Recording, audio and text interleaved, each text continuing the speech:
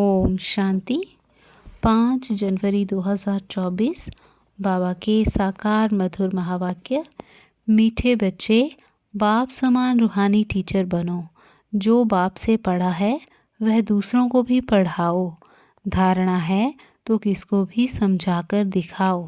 प्रश्न, किस बात में बाबा को अटल निश्चय है? बच्चों को भी उसमें अटल बनना है। उत्तर, बाबा को ड्रामा पर अटल निश्चय है। बाबा कहेंगे जो पास्ट हुआ ड्रामा, कल पहले जो किया था वही करेंगे। ड्रामा तुम्हें ऊपर नीचे नहीं करने देगा, परंतु अभी तक बच्चों की अवस्था ऐसी बनी नहीं है, इसलिए मुख से निकलता ऐसे होता तो ऐसा करते, पता होता तो ये नहीं करते। बाबा कहते बीती को चितो नहीं, आगे के लिए पुरुषार्थ करो कि ऐसी कोई भूल फिर से ना हो। ओम शांति। बाबा कहे रूहानी बाप रूहानी बच्चों को बैठ समझाते हैं। बाप खुद कहते हैं मैं जब आता हूँ तो किसको पता नहीं पड़ता, क्योंकि मैं हूँ गुप्त। गर्भ में भी जब आत्मा प्रवेश करती है तो प्रवेश होने का मालूम थोड़े ही पड़ता है, तिथि तारीख निकल ना सके। जब गर्भ से बाहर निकलती है तब वह तिथि तारीख निकलती है, तो बाबा की प्रवेशता की तिथि तारीख का भी पता नहीं लगता। कब प्रवेश किया, कब रथ में पधारे, कुछ पता नहीं पड़ता। कोई को देखते थे तो वह नशे में चले जाते थे, समझा कुछ प्रवेशता है या कुछ ताकत आई है। बाबा कहे ताकत कहाँ से आई? मैंने खास कोई जप तप तो नहीं किया। इसको कहा जाता है गुप्त। तिथि तारीख कुछ नहीं। सूक्ष्म वतन की भी स्थापना कब होती है यह कुछ नहीं कह सकते। मुख्य बात है मन मना भव। बाप कहते हैं हे आत्माएं, तुम मुझ अपने बाप को बुलाती हो कि आकर पतितों को पावन बनाओ, पावन दुनिया बनाओ। बाप समझाते हैं ड्रामा प्लान अनुसार जब मुझे आना होता है तो चेंज ज़रूर होती है। सतयुग से लेकर जो कुछ पास हुआ सो फिर रिपीट करेंगे। सतयुग त्रेता फिर ज़रूर रिपीट करेंगे। सेकंड सेकंड पास होता जाता है, संवत भी पास होता जाता है। कहते हैं सतयुग पास्ट हुआ, देखा तो नहीं। बाप ने समझाया है तुमने पास किया है। तुम ही पहले पहले हमसे बिछड़े हो, तो इस पर गौर करना है कैसे हमने 84 जन्म लिए हैं जो फिर हूबहू लेने पड़ेंगे, अर्थात दुख और सुख का पाठ बजाना पड़ेगा। सतयुग में होता है सुख। जब मकान पुराना होता है तो कहाँ से छत बहती है, कहाँ से कुछ होता रहता है, तो फुरना हो जाता है कि इसकी मरम्मत करनी है। जब बहुत पुराना हो जाता है तो समझा जाता है यह मकान रहने लायक नहीं है।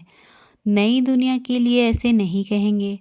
अब तुम नई दुनिया में चलने के लायक बनते हो। हर चीज़ पहले नई फिर पुरानी होती है। अब तुम बच्चों को यह ख्याल में आता है और तो कोई इन बातों को समझ ना सके। गीता रामायण आदि सुनाते रहते हैं, उसमें ही बिजी रहते हैं। तुम हम भी इन्हीं धंधों में बिजी थे। अब बाप ने कितना समझदार बनाया है। बाबा कहते हैं बच्चे अब यह पुरानी दुनिया खत्म होने वाली है, अब नई दुनिया में चलना है। ऐसे भी नहीं सब चलेंगे, सब मुक्तिधाम में बैठ जाएं, यह भी कायदा नहीं है। प्रलय हो जाए। तुम जानते हो यह पुरानी दुनिया और नई दुनिया का बहुत ही कल्याणकारी संगम युग है। अब चेंज होनी है, फिर शांति धाम में जाएंगे। वहाँ सुख के भासना की भी कोई बात नहीं। गायन है यज्ञ में विघ्न पड़े सो तो पढ़ते रहते हैं, कल्प के बाद भी पढ़ते रहेंगे। तुम अब पक्के हो गए हो। यह स्थापना विनाश का कोई छोटा काम नहीं है। विघ्न किस बात में पड़ते हैं? बाप कहते हैं काम महाशत्रु है, इस पर ही अत्याचार होते हैं। द्रौपदी की भी बात है ना, ब्रह्मचर्य पर ही सारी खिटपिट है। सतो प्रधान से तमो प्रधान बनना है ज़रूर। सीढ़ी उतरनी है, पुरानी दुनिया होनी है ज़रूर। इन सब बातों को तुम ही समझते हो और सिमरण भी करते हो, और पढ़कर पढ़ाना भी है। टीचर बनना है। ज़रूर नॉलेज बुद्धि में है, तब पढ़कर टीचर बनते हैं। फिर टीचर से जो सीखकर होशियार होते हैं तो गवर्नमेंट उनको पास करती है। तुम भी टीचर हो, बाप ने तुमको टीचर बनाया है। एक टीचर क्या कर सकते हैं? तुम सब हो रूहानी टीचर। तो बुद्धि में नॉलेज होनी चाहिए। ज्ञान तो बिल्कुल एक्यूरेट है मनुष्य से देवता बनने का। अभी जितना तुम बच्चे बाप को याद करते हो तो लाइट आती रहती है। मनुष्यों को साक्षात्कार होता रहेगा, क्योंकि आत्मा प्योर बनेगी ही याद से। फिर किसको साक्षात्कार भी हो सकता है। बाप मददगार भी बैठा है। बाप हमेशा बच्चों का मददगार है। पढ़ाई में नंबरवार हैं। हर एक अपनी बुद्धि से समझ सकते हैं मेरे में कितनी धारणा है। अगर धारणा है तो किसको समझा कर दिखाओ। यह है धन। धन देते नहीं तो कोई मानेंगे भी नहीं कि इनके पास धन है। धन दान करेंगे तो महादानी कहेंगे। महारथी महावीर बात एक ही है। सब एक जैसे तो हो न सके। तुम्हारे पास कितने आते हैं? एक एक से बैठ माथा मारना होता है क्या? वो लोग अखबार द्वारा बहुत बातें सुनते हैं तो बहुत चमकते हैं। फिर जब तुम्हारे पास आकर सुनते हैं तो कहते हैं हमने परमत पर क्या किया। यहाँ तो बहुत अच्छा है। एक एक को ठीक करने में मेहनत लगी है। यहाँ भी कितनी मेहनत लगी है। फिर भी कोई महारथी, कोई घोड़े सवार, कोई प्यादा। यह ड्रामा में पार्ट है। ये तो समझते हो आखिरी जीत तुम्हारी होनी है। जो कल पहले बने थे वही बनेंगे। पुरुषार्थ तो बच्चों को करना ही है। बाप राय देते हैं समझाने की कोशिश करो। पहले तो शिव बाबा के मंदिर में जाकर सर्विस करो। तुम पूछ सकते हो यह कौन है, इस पर क्यों पानी चढ़ाते हैं। तुम अच्छी तरह जानते हो। कहते हैं गई टांडे पर माना आग लेने और मालिक होकर बैठ गई। यह दृष्टांत भी तुम्हारा ही है। तुम जाते हो जगाने के लिए। तुमको निमंत्रण देकर बुलाते हैं तो ऐसा निमंत्रण आए तो खुशी होनी चाहिए। काशी आदि में बड़े बड़े टाइटल देते हैं। भक्ति में कितने ढेर मंदिर हैं। यह भी एक धंधा है। कोई अच्छी स्त्री देखी तो उनको गीता कंठ कराए आगे कर देते हैं।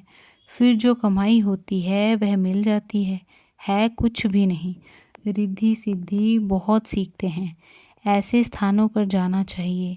तुम बच्चों को कभी शास्त्रार्थ नहीं करना चाहिए। तुमको तो जाकर बाप का परिचय देना है। मुक्ति जीवन मुक्तिदाता एक है, उनकी महिमा करनी है। वह कहते हैं अपने को आत्मा समझ, मुझे याद करो। बाकी मन मना भव का अर्थ यह नहीं है कि गंगा में जाकर स्नान करो। माम एकम का अर्थ है मुझे को याद करो। मैं प्रतिज्ञा करता हूँ मैं तुमको सब पापों से मुक्त करूँगा।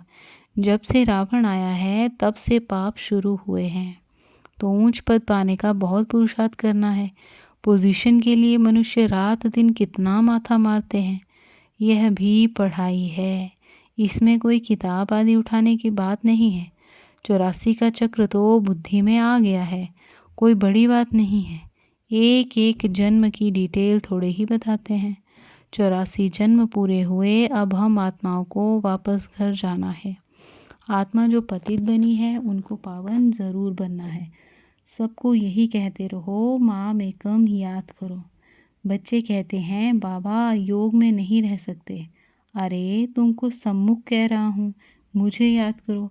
फिर योग अक्षर तुम क्यों कहते हो? योग कहने से ही तुम भूलते भी हो। बाप को याद कौन नहीं कर सकता। लौकिक माँ बाप को कैसे याद करते हो? यह भी माँ बाप है ना। यह भी पढ़ते हैं। सरस्वती भी पढ़ती है। पढ़ाने वाला एक बाप ही है। तुम जितना पढ़ते हो फिर औरों को समझाते हो। बाप कहते हैं बच्चे शास्त्र पढ़ने जप तप करने से मुझे प्राप्त नहीं कर सकते हो। बाकी फ़ायदा क्या है? सीढ़ी तो उतरते ही आते हो। तुम्हारा कोई दुश्मन नहीं। फिर भी तुमको समझाना है ज़रूर कि पाप और पुण्य कैसे जमा होता है। रावण राज्य के बाद ही तुमने पाप करना शुरू किया है। ऐसे भी बच्चे हैं जिनको नई दुनिया पुरानी दुनिया क्या है यह भी समझाने नहीं आता। अब बाप कहते हैं कि बेहद के बाप को याद करो, वही पतित पावन है, बाकी तुमको कहाँ भी जाने की ज़रूरत नहीं है। भक्ति मार्ग में सदैव पैर घर से बाहर निकलता था। पति स्त्री को कहते हैं श्री कृष्ण का चित्र घर में भी है, फिर बाहर क्यों जाती हो, क्या फ़र्क है। पति परमेश्वर है, इसको भी नहीं मानते। भक्ति मार्ग में बहुत दूर दूर ऊंचा मंदिर बनाते हैं जो मनुष्यों का भाव बैठे। तुम समझाते हो मंदिरों में कितना धक्का खाते हैं। यह एक रस्म पड़ी है। शिव काशी में तीर्थ करने जाते हैं परंतु प्राप्त कुछ भी नहीं। अब तुमको तो बाप की श्रीमत मिलती है, तुमको कहाँ भी जाना नहीं है। पतियों का पति परमेश्वर वास्तव में वह एक ही है जिसको तुम्हारे पति काके मामे सब याद करते हैं, और वह है पति परमेश्वर अथवा पिता परमेश्वर। वह तुमको कहते हैं माम एकम याद करो तो तुम्हारे विकर्म विनाश होंगे। तुम्हारी ज्योत अब जग रही है तो तुम्हारे से मनुष्यों को लाइट देखने में आती है। तो बच्चों का भी नाम बाला होना चाहिए। बाप बच्चों का नाम तो बाला करते हैं ना। सुदेश बच्ची समझाने में बहुत तीखी है, पुरुषार्थ बहुत अच्छा किया है, तो पुरानों से भी आगे गई है। इसमें भी जास्ती पुरुषार्थ कर आगे चली जाएगी। सारा मदार पुरुषार्थ पर है। हार्ट फेल नहीं होना चाहिए। पिछाड़ी में आया तो भी सेकंड में जीवन मुक्ति पा सकते हो। दिन प्रतिदिन ऐसे बहुत निकलते रहेंगे। ड्रामा में तुम्हारा विजय का पार्ट तो है ही, विघन भी पड़ने हैं, और कोई सत्संगों में ऐसे विघन नहीं पड़ते हैं। यहाँ विकारों पर ही हंगामा होता है। गायन भी है अमृत छोड़ विष काहे को खाए। ज्ञान से एक देवी देवता धर्म की स्थापना हो जाती है। सतयुग में रावण राज्य हो न सके। समझानी कितनी साफ है। राम राज्य के बाजू में ही रावण राज्य भी दिखाया है। तुम टाइम भी दिखाते हो। यह है संगम। दुनिया बदल रही है। स्थापना पालना विनाश कराने वाला एक बाप है बहुत सहज, परंतु धारणा पूरी होती नहीं और सब बातें याद रहती हैं, बाकी ज्ञान और योग भूल जाता है। तुम ऊंच से ऊंच भगवान की संतान हो। दिन प्रतिदिन तुम सॉल्वेंट होते जाते हो। धन मिलता है ना, खर्चा भी आता जाता है। बाबा कहते हैं हुंडी भरती जाएगी। कल पहले मिसल ही तुम खर्चा करेंगे। कम ज़्यादा ड्रामा करने नहीं देगा। ड्रामा पर बाबा का अटल निश्चय है। जो पास्ट हुआ ड्रामा, ऐसे नहीं कहना ऐसा होता था, ये नहीं करते थे। अभी वह अवस्था आई नहीं है। कुछ ना कुछ मुख से निकल जाता है, फिर फील होता है। बाबा कहते हैं बीती को चितो नहीं, आगे के लिए पुरुषार्थ करो कि ऐसी भूल फिर ना हो। इसलिए बाबा कहते हैं चार्ट लिखो, इसमें बहुत कल्याण है। बाबा ने एक को देखा, सारी जीवन कहानी लिख रहे थे। समझते हैं बच्चे सीखेंगे। यहाँ फिर श्रीमत पर चलने में ही कल्याण है। यहाँ झूठ भी चल ना सके। नारद का मिसाल, चार्ट से फ़ायदा बहुत है। बाबा फरमान करते हैं तो बच्चों को फरमान पर चलना चाहिए। अच्छा, मीठे मीठे सीखी लदे बच्चों प्रति माता पिता बाप दादा का याद प्यार और गुड मॉर्निंग। रूहानी बाप की रूहानी बच्चों को नमस्ते। हम रूहानी बच्चों की रूहानी माता पिता बाप दादा को याद प्यार गुड मॉर्निंग और नमस्ते। शुक्रिया बाबा, शुक्रिया। धारणा के लिए बाबा कहे ज्ञान धारण कर दूसरों को समझाना है। ज्ञान धन दान करके महादानी बनना है। किसी से भी शास्त्रार्थ ना कर बाप का सत्य परिचय देना है। तुम्हें बीती बातों का चिंतन नहीं करना है। ऐसा पुरुषार्थ करना है जो फिर कभी भूल ना हो। अपना सच्चा सच्चा चार्ट रखना है। आज का वरदान, योग द्वारा ऊंची स्थिति का अनुभव करने वाले डबल लाइट फरिश्ता भव। विश्लेषण, आप राजयोगी बच्चे योग में ऊंची स्थिति का अनुभव करते हो। हठ योगी फिर शरीर को ऊंचा उठाते हैं।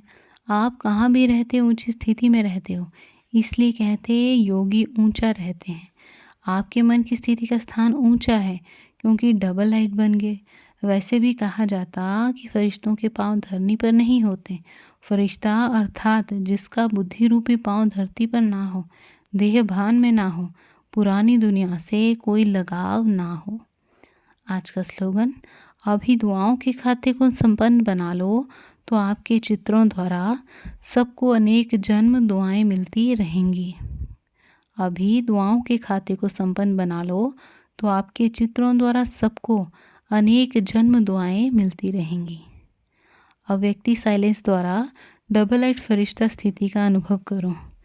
बाबा कहे फरिश्ता स्थिति का अनुभव करने के लिए अभी अभी आवाज़ में आते, डिस्कस करते, कैसे भी वातावरण में रहते, सेकंड में सर्व संकल्पों को स्टॉप कर आवाज़ से परे न्यारे फरिश्ता स्थिति में टिक जाओ।